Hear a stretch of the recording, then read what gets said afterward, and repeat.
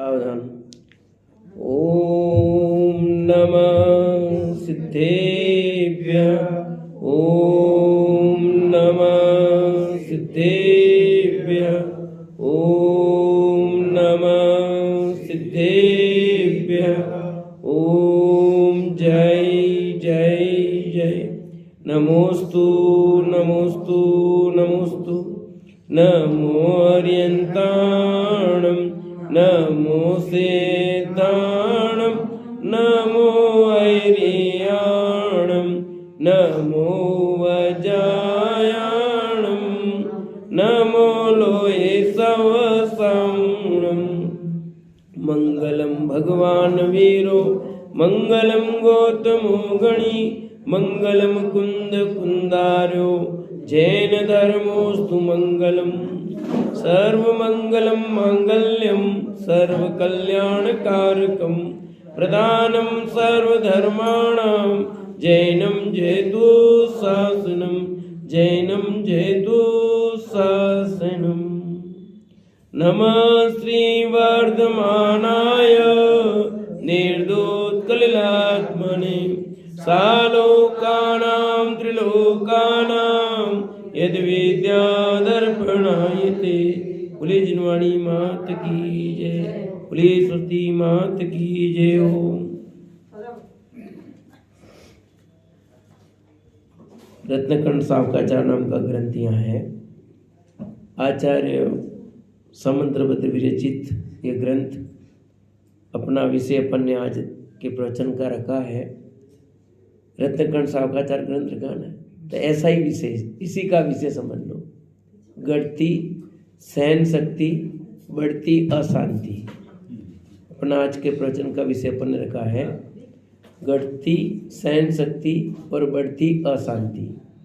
क्योंकि रत्नखंड सावकाचार श्रावकों का आचरण कैसा हो और कैसी हमारी स्थिति बने, उसके लिए अखिल भारतीय जैन युवा फेडरेशन ने जो अपनी योजना बनाई है कि चलो साधर्मी के घर, इसी के अंतर्गत ये तीसरा माह जिसमें अपना आज का ये प्रवचन और नमोकार मंत्र का पाठ है। पहला कार्यक्रम अपन ने रंगलाल जी मेहता के यहाँ किया था, दूसरा कार्यक्रम मेरे घर पे हुआ और तीसरा कार्यक्रम आज आपके घर हो रहा है। तो समझ लो तीनों शादी वाले घर ही है। ये तो घर तीनों शादी वाले घर ही हो रहे हैं।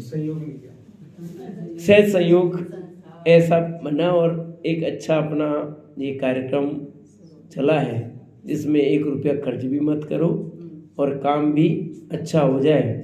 उसी के अंतर्गत अपन ये विषय, मैंने आज सुबह ही सोचा कि विषय कुछ नया लें, तो 2-3 दिन से मैं एक आलेख जो लिख रहा हूँ, घटती सहन शक्ति बढ़ती अशांति, तो मैंने कहा आज का विषय प्रवचन का यही लिया जाए कि जब हम देखते हैं चारों तरफ का वातावरण, चाहे विश्व का देखें, देश का देखें, राज्य का देखें, जिले का देखें, तहसील का देखें, गांव का देखें, परिवार में देखें, समाज में देखें, तो निरंतर अशांति बढ़ती जा रही है।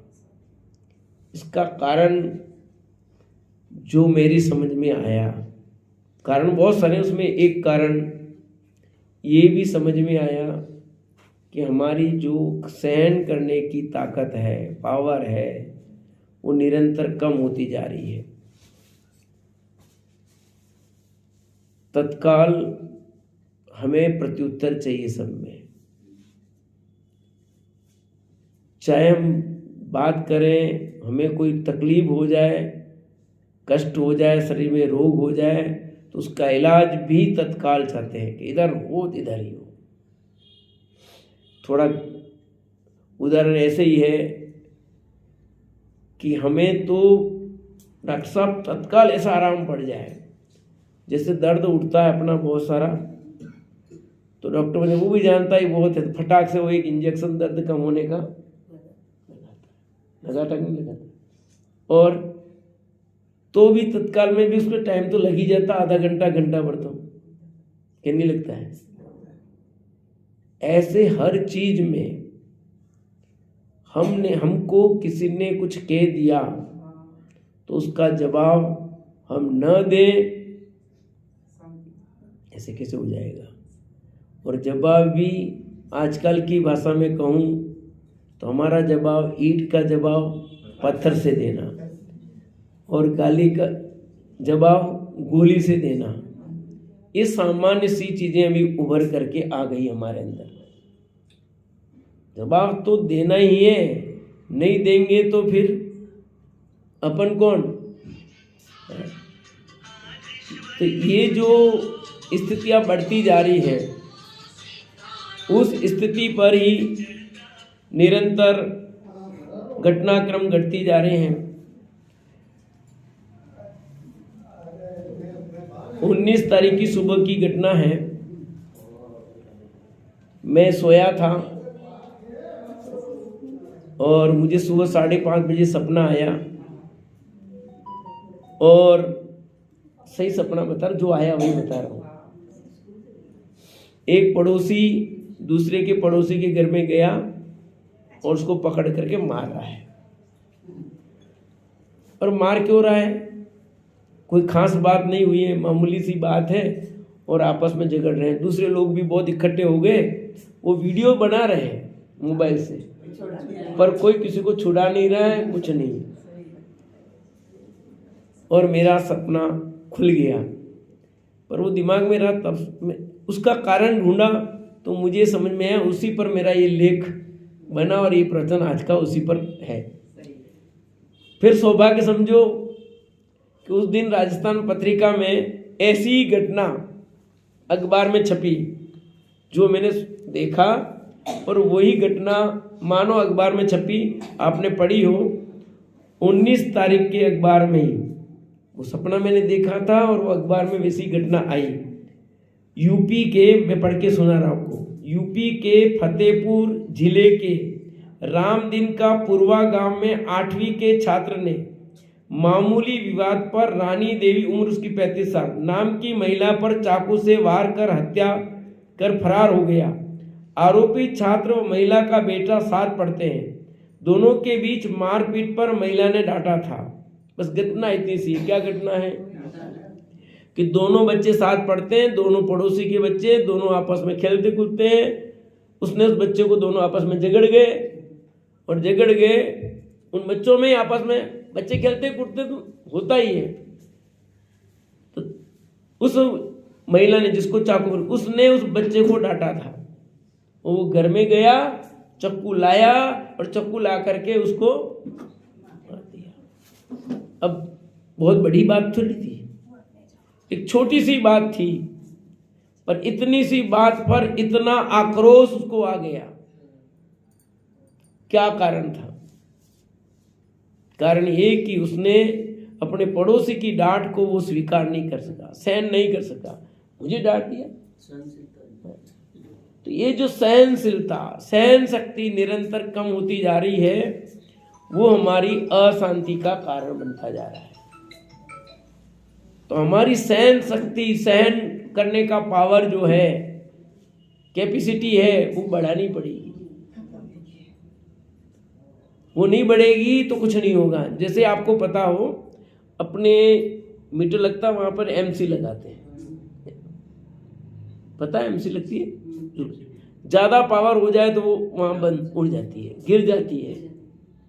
कितने की लगानी एमसी, तो वो इस कमरे में आपका कितना पावर खींचेगा, तो उसके हिसाब से वहां पर एमसी अलग अलग लगती है। 20 की, 40 की, 60 की, कितनी लगानी है पता ना भैया, तो उसके हिसाब से वो लगाते हैं वहां पर। तो आपका लोड ज्यादा होते ही वो गिर जाती है, पर कम से कम वो उतने पावर तो पूरा लेती है। पर हमारा तो पावर ही बिल्कुल कमजोर हो गया है, खत्म हो गया है। इसने मुझे ये कह दिया तो क्यों कहा, कैसे कह दिया, ये कौन होते हैं कहने वाले। और स्थितियां धीरे धीरे विकट होती जा रही है। यही स्थिति हम घर में बात करें, एक माता पिता अपने बच्चे को, अरे एक रिक्वेस्ट है सब, जिससे मोबाइल ऑफ कर दो, स्विच ऑफ कर दो सर।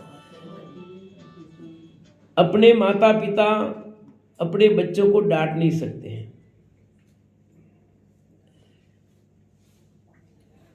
उसको डांट दें तो वो सामने बोलता है, या फिर वो क्या कारनामे कर रहे हैं वो आप अलग देख सकते हो, वह मरने तक चला जाता है।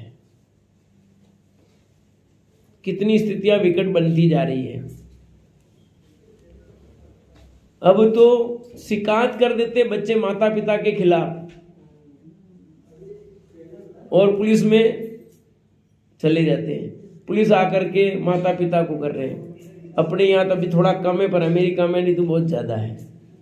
वहाँ तो बिल्कुल आप ऐसा कर नहीं सकते। और यहाँ की भी घटना है एक, और उसने बच्चे ने फ़ोन कर दिया, पुलिस वाले आए और वो, तो घटनाएं क्यों हो रही इसका कि हम बच्चों को वो चीज़, बड़ों को, सबको सिखा नहीं रहे।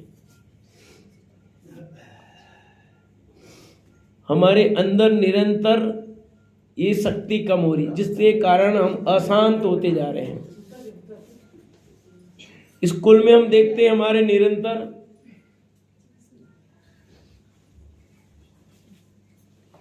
हम स्कूल में देखते हैं तो स्थितियां ऐसी बढ़ती जा रही है।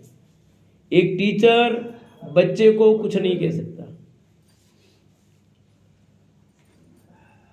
प्रिंसिपल टीचर को कुछ नहीं कह सकता। कह दे तो बच्चे सामने आते हैं, शिकायत कर देते हैं। और अभी भी आपने कुछ दिन पहले पढ़ा हो, एक लड़के ने मैडम को गोली मार दी और वो मैडम मर गई। 4-5 दिन पहले एक तो मैंने भी पढ़ के सुनाई आपको घटना अखबार की। कितने ही केस ऐसे होते जा रहे हैं। चक्कू साथ में लेके एग्जाम में बच्चा नकल करते पकड़ा जाए, पकड़ दो तो दिक्कत। बड़ी स्थितियां विकट है। क्यों? सहन करने की शक्ति नहीं है। मेरी स्कूल की घटना है सही। एक बच्चा मोबाइल लेके आया, मोबाइल ले लिया और मेरे पास आ गया। वो मैंने रख लिया। फिर वो बच्चा आया, सर मेरा मोबाइल सर ने ले दिया, आप मुझे दे दो। मैं कहा नहीं मिलेगा। बैठा रहा, बेटा नहीं दिया। वो घर ही नहीं पहुंचा, कहीं और चला गया। अब फोन आ रहे मेरे पास, मेरा बच्चा घर नहीं आया है, सर हमारा बच्चा घर नहीं आया है। खूब ढूंढा, 12-1 बज गई रात की, और वो बच्चा कहीं और जा करके फिर पता लगा, कारण लगा कि ये। फिर दूसरे दिन उसके पिताजी को उस बच्चे को वापस लेकर के वो आए। फिर उसको मैंने समझाया, उसको थोड़ा सा डोज दिया। डोज मतलब डांट फटकार वाला नहीं, क्योंकि वो तो गड़बड़ हो जाता है। उसको बहुत प्यार से, स्नेह से समझाया कि तेरे लिए हित में कार्य किया था, सर ने गलत किया था, बता तेरी गलती ठीक नहीं थी। बहुत उसको ले करके उसको फिर समझाया, स्कूल पढ़ना है कहाँ पढ़ना है, आना है कहाँ आना है। फिर मैंने कहा तेरे को तो मोबाइल नहीं दूंगा मैं, पर दूंगा तो सही, पर तेरे पिताजी को दूंगा, यही कहा था, और आज भी तेरे पिताजी को दूंगा मैं। दे दिया।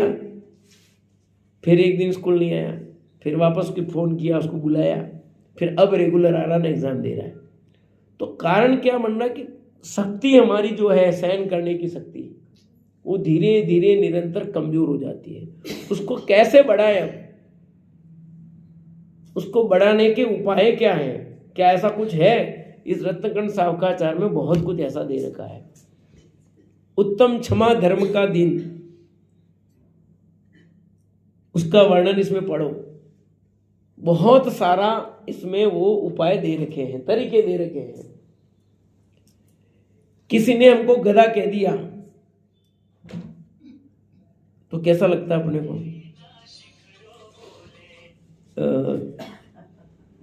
आप मोबाइल साइलेंट करके रख लें, और नहीं करना आता है तो दूसरों को दे दो, वे साइलेंट कर दें। क्योंकि इसमें क्या है, व्यवधान भी बनता है और सब चीज़ होती है, तो जो लिंक होता है ना फिर उसका टूट जाता है।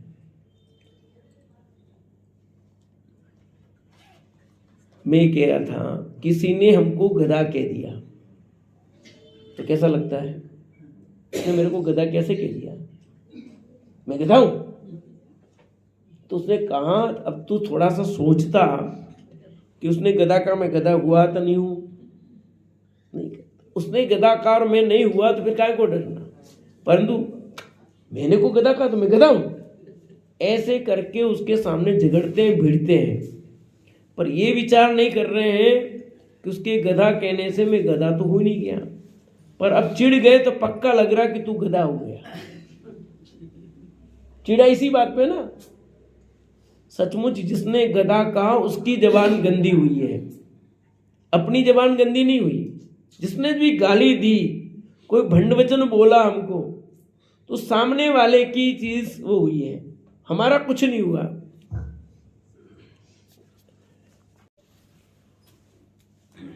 तो वो विचार करता है थोड़ा सा शांति से कि मेरे की गधे कहने से मैं गधा नहीं हुआ, कुछ नहीं, मैं तो जैसा हूं वैसा हूं, उसके क्या फर्क पड़ता है।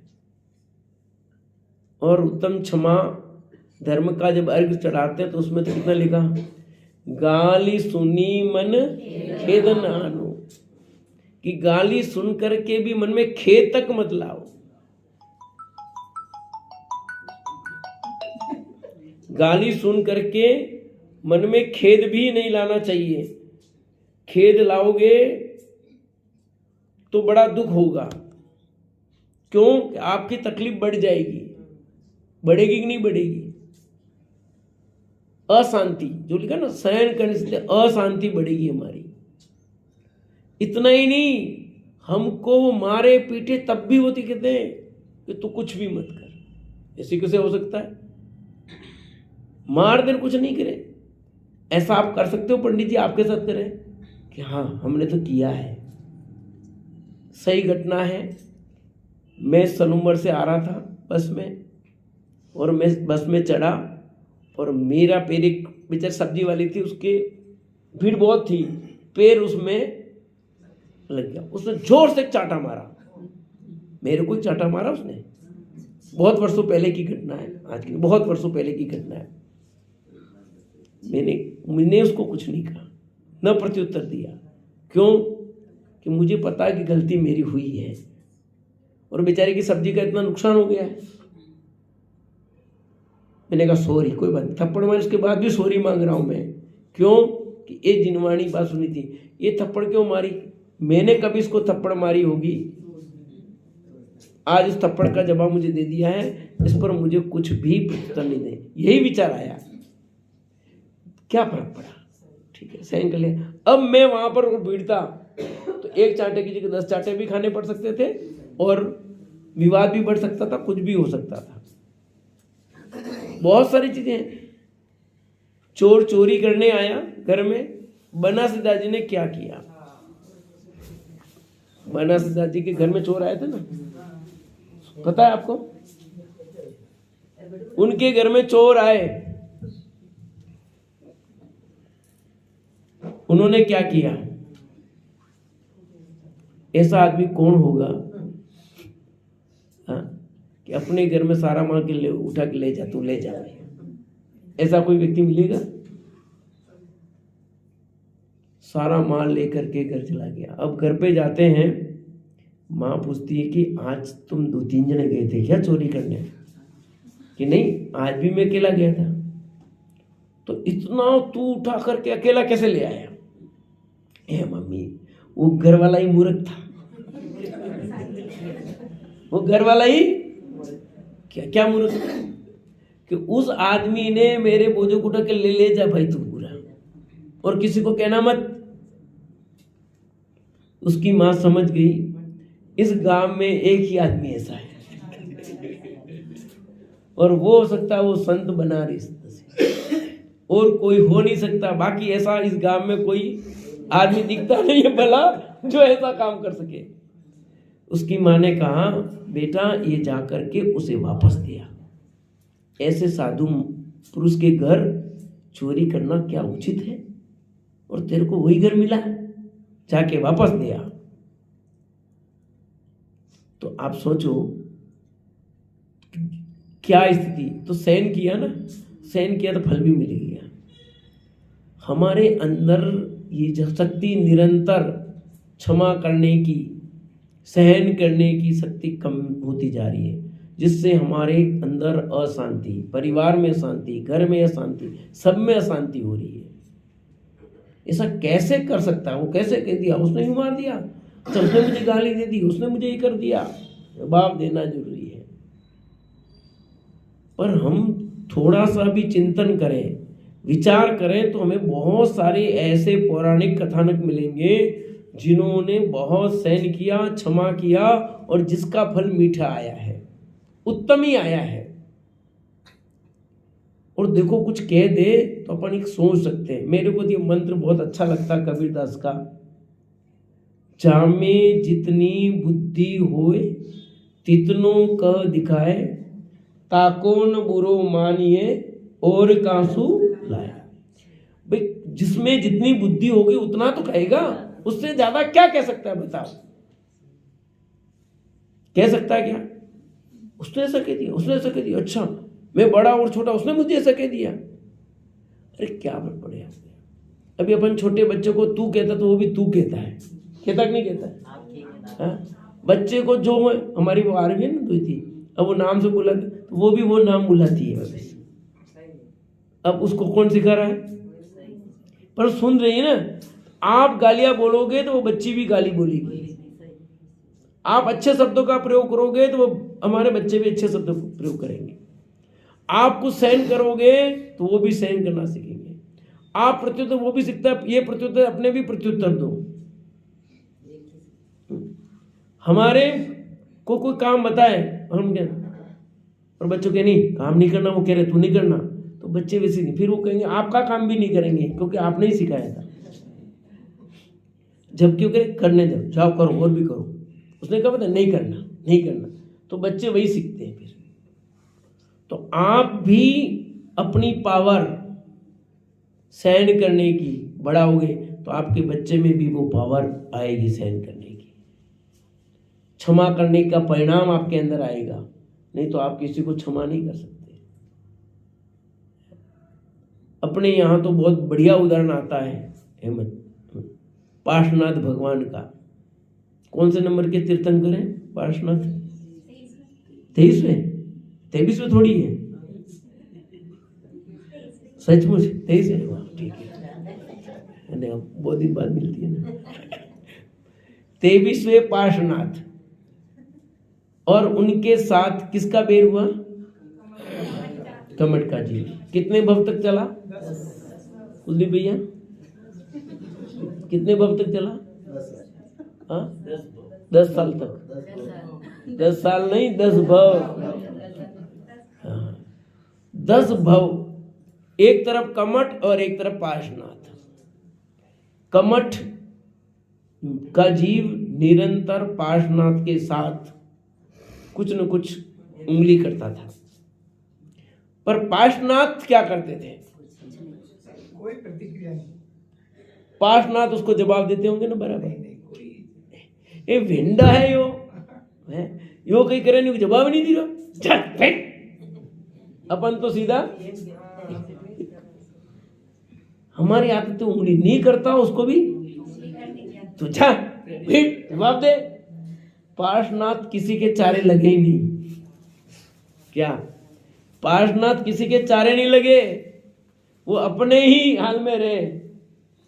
कमट का जी बराबर बेर लेता रहा और पार्श्वनाथ उसका कोई उत्तर देते नहीं थे। यही उनका उत्तर था। ये उत्तर समझ में आता है जी आपको? नहीं, उत्तर देना भी बहुत बड़ा उत्तर है। गुरुदेव कहते थे, गुरुदेव ने ये बात कही,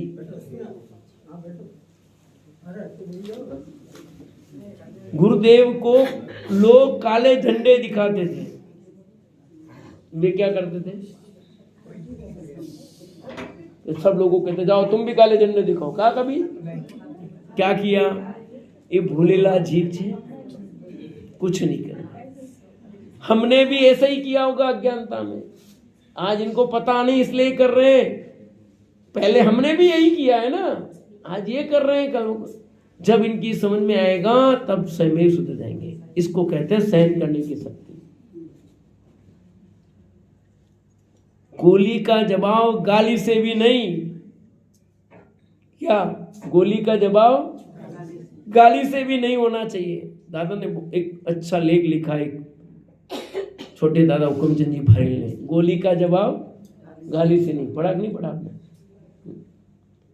कि गोली का जवाब गाली से भी नहीं, कि हाँ पार्श्वनाथ ने उस जीव को, कौन से जीव को, कोई जवाब नहीं दिया। भाभी दिया कि नहीं दिया? नहीं दिया। और आखिर आप देखते हो पार्श्वनाथ कमठ के चरणों में गिरे कि या कमठ पार्श्वनाथ के चरणों में गिरा? बताओ। सबने, कुछ लोगों ने सुनी है कहानी, कुछ नहीं सुनी होगी, अलग बात है। मुझे पूरी कहानी सुनानी भी नहीं अभी। अंत में वह कमठ का जीव संवर नाम का देव जो बनता है, वो ही पार्श्वनाथ के ऊपर पत्थर बरसाए उसने। क्या जो मुनिराज है, पार्श्वनाथ मुनिराज, उनके ऊपर पत्थर बरसाए, पर पार्श्वनाथ तो अनंत शक्ति के धनी थे, कुछ भी कर सकते थे, पर कुछ नहीं किया। बरसाने दो। वो अपने और ध्यान में लीन हो गए, तल्लीन हो गए, और उन्होंने केवल ज्ञान ले लिया। जवाब देने के चक्कर में रहते हैं तो केवल ज्ञान छूट जाता। कुलदीप भैया समझ में आया क्या कहा? बोलो। जवाब देने के चक्कर में रहते हैं तो केवल ज्ञान नहीं होता, केवल ज्ञान मिलता ही नहीं। और उन्होंने तो अपना काम किया कि इसका काम कर रहा, मैं मेरा काम करूं। उन्होंने अपने स्वरूप की आराधना की, केवल ज्ञान ले लिया, और संवर का देव आकर के उनके चरणों में गिर गया। सॉरी सॉरी सॉरी प्रभु, सॉरी सॉरी प्रभु, सॉरी। प्रभु तो वैसे सॉरी कर रहे थे। जीत किसकी हुई बोलो? कमठ की कि पार्श्वनाथ की? बोलो भाभी, किसकी जीत हुई? पार्श्वनाथ की। जगत को लगता था कि कमठ को देखो हावी हो रहा है, पार्श्वनाथ हार रहे हैं, पर सचमुच गहराई से देखो तो जीत तो पार्श्वनाथ की हुई, कमठ की। कमठ भले हर बार कर रहा था, पर हार उसकी ही हो रही थी। और अंत में निष्कर्ष यही निकला, जिसने सहन किया वो जीत गया, और जिसने उत्तर देता रहा वो हार गया। ये है क्षमा, ये है सहन करने की ताकत का फल। तो अशांति किसके हो रही थी? जवाब दे रहा था उसके अंदर अशांति पैदा हो रही थी, कि नहीं दे रहा था उसके अशांति पैदा हो रही थी? बोलो सुंदरलाल साहब। शांति कमर की जीव को हो रही थी। मैंने एक जगह लिखा हुआ था, पढ़ा मैंने, कम बोलना चांदी है, मौन रखना सोना है। सुना, पर अपना आना, अपने जवाब कैसे दे? मौन के नहीं हूँ। मैं इस चीज को जीवन में अपनाया।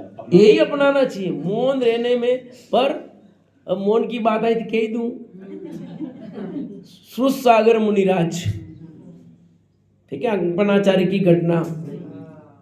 जब चारों मंत्री वहां गए, अंकपनाचार्य ने सबको कह दिया था पहले से ही कि कोई भी अपने को नहीं बोलना, मौन रहना है, कोई जवाब नहीं देना, किसी को आए जाए, ठीक है। आज का मौन व्रत रहेगा, ना आहार पे जाना है, न अपने को कुछ किसी को उत्तर देना है। तो वो क्या कह के आए? मौनम मूर्खस्य भूषणम। वो क्या कह के आ गए? तो क्या उनके कहने से मूर्ख हो गए सारे मुनिराज? नहीं हुए। रास्ते में श्रुत सागर मिलते हैं, श्रुत सागर मुनिराज से वो चर्चा करते हैं। आखिर उनकी हार होती है, और फिर वे तलवार उठाते हैं, पर उनकी तलवार खिचित हो गई, देश निकाला होता, सारी घटना होती है। फिर जवाब लेते हैं, अंत में हारना किसको पड़ा? मुनिराजों को या उन मंत्रियों को? क्यों हारना पड़ा? कि उनके अंदर सहन करने की शक्ति नहीं थी। और हमारे मुनिराजों को क्षमा करने की शक्ति थी। वो सहन नहीं कर पाए थे मंत्री, हम उतनी पब्लिक के सामने हमारी हार हो गई। मुनिराज तो हराने बैठे ही नहीं थे, वे तो पूछ रहे थे, उसका जवाब दे रहे थे। अब उसमें कोई अपनी बेइज्जती समझे, हार माने, उसका तो वो क्या करे। पर उन्हें समझा इसमें तो हमारी क्या हो रही है, हार हो रही है। तो अपने आप में अपने आप को कुंठित कर लेते हैं जो लोग, वे लोग अशांत हो जाते हैं, आक्रोशित हो जाते हैं और दुखी हो जाते हैं। और जो ये विचार कर लेते हैं कि इससे कुछ नहीं होना है, इसलिए जो मंत्र दिया है, जामे जितनी बुद्धि होए तितनो कह दिखाए, ताको न बुरो मानिए और कांसू लाए, कि जिसमें जितनी बुद्धि होगी उतना ही कहेगा, उससे ज्यादा नहीं कहेगा। अरे पंडित जी आपने वो यूं कह रहा था, आपके लिए ऐसा कह रहा था, क्या करें। वो कौन, वो लंगड़ा। आजकल देखो थोड़ा पैर में तकलीफ हो गई ना तो लोग ऐसा कह देते। अब क्या करें बोलो, अब कह दिया लंगड़ा, अब क्या करें, जवाब देना कि नहीं देना। कौन से पंडित जी प्रवचन किया, तो लंगड़ा पंडित जी ने प्रवचन किया। अब क्या करें, अब कह दिया तो कह दिया। अब उसने बेटा क्या समझाता, कैसे समझाता वो है। अब उससे लड़ाई करें नहीं करें।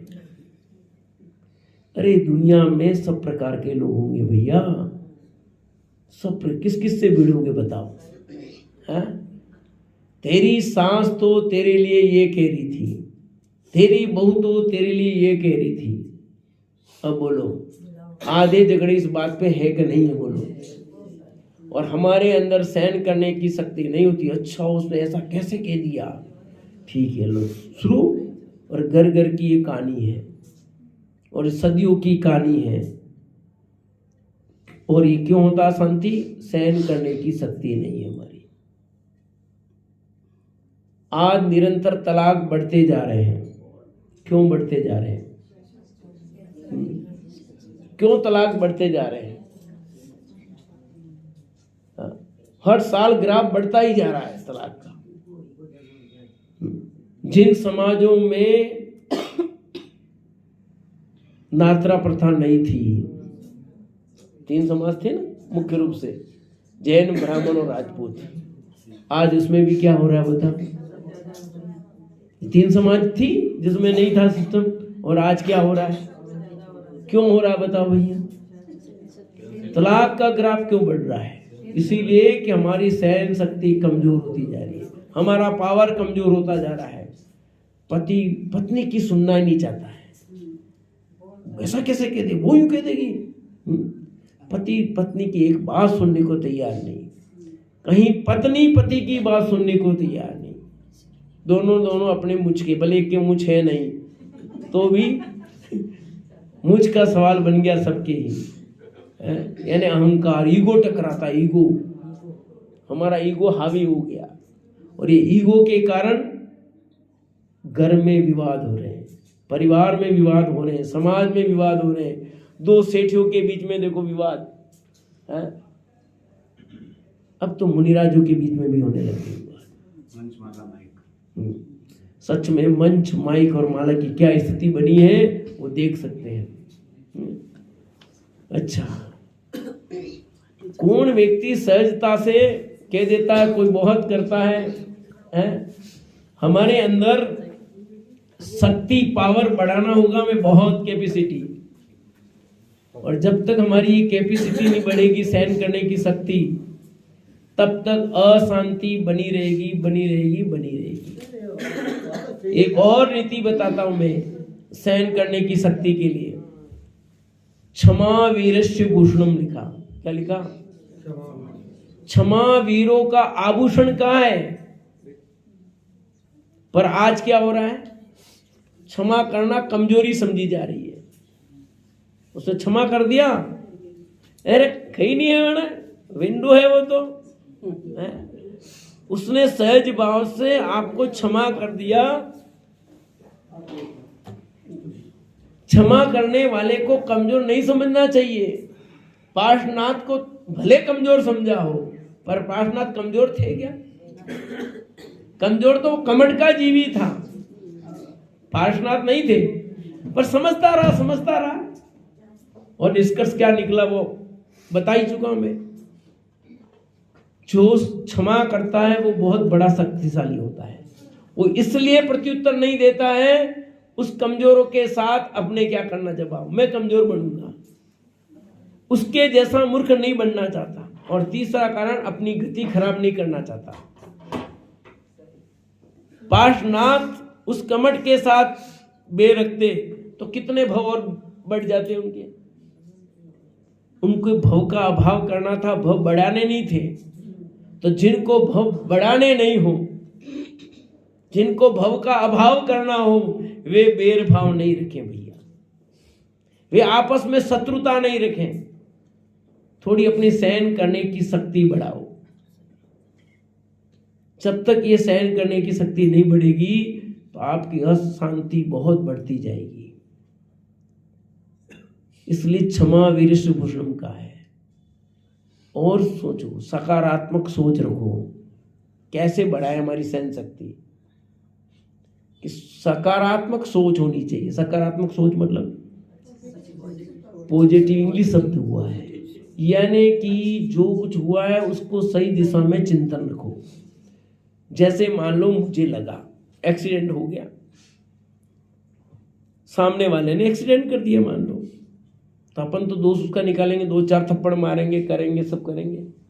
पर उस समय यही विचार कर ले कि जिसने भी हमें टक्कर मारी या जो भी हुआ है उसमें अपना ही दोष है, अपना ही, वर्तमान में अपनी गलती नहीं है, ठीक है, पर पूर्व में कुछ न कुछ खराब किया था तभी हुआ है। बिना गलती के, बिना अपराध के सजा कभी नहीं मिलती।